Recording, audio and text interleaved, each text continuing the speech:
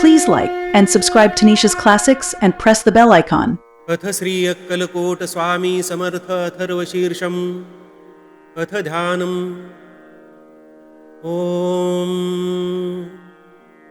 ध्यायेच्छान्तं प्रशान्तं कमलनयनं योगिराजं दयालुं स्वामी मुद्रासनस्थं विमलतनुयुतं मन्दहासं कृपालम् दृष्टिक्षेपो हि यस्य हरति स्मरणात् पापजालौघसङ्घम् भक्तानां स्मर्तगामी जयति सविदधत् केवलानन्दकन्दम्।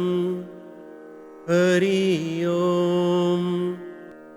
नमः श्री स्वामी समर्थाय परमहंसाय दिव्यरूपधारिणे नमः श्रीपादश्रियावल्लभावतारधारिणे नमः श्रीमन्नरसिंह सरस्वत्यावतारधारिणे नमः कर्दलीवनवासिने नमः अवधूताय स्वेच्छाचारिणे नमः कैवल्यानन्दसच्चिदानन्दस्वरूपिणे त्वं परं तत्त्वमयः तत्त्वमस्यादिमहावाक्यै सम्बोधितः त्वं पृथिव्यादिपञ्चमहाभूतस्वरूपः त्वम् अष्टधा प्रकृतिपुरुषात्मकः त्वं चराचरः साक्षिः त्वं ज्ञाप्तिमयस्त्वं पूर्णानन्दमयः त्वं मूलाधारादिषट्चक्रस्थितदैवतात्मकः सर्वं जगदेतत्त्वतो जायते त्वयि विद्यते त्वयि लीयते त्वामहं ध्यायामि नित्यं।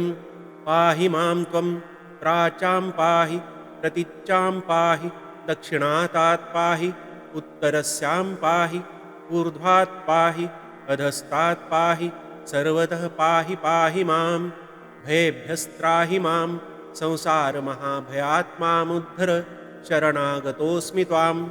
आजानुबाहुगौराङ्गं दिव्यकौपीनधारिणं तुलसीबिल्वपुष्पादिगन्धद्रव्यैः सुपूजितं भक्तोद्धारैकव्रीदं च स्मरणे भक्ततारकं ध्यायामि हृदयाकाशे सच्चिदानन्दरूपिणं।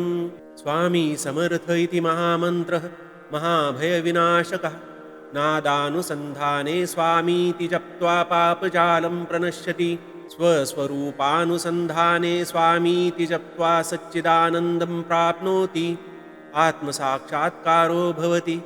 नमाम्यहं दिव्यरूपं जगदानन्ददायकं महायोगेश्वरं वन्दे ब्रह्मा विष्णुमहेश्वरं शक्तिं गणपतिं चैव सर्वदेवमयं भजेत् कृपालु भक्तवरदं वन्देऽहं सर्वसाक्षिणं।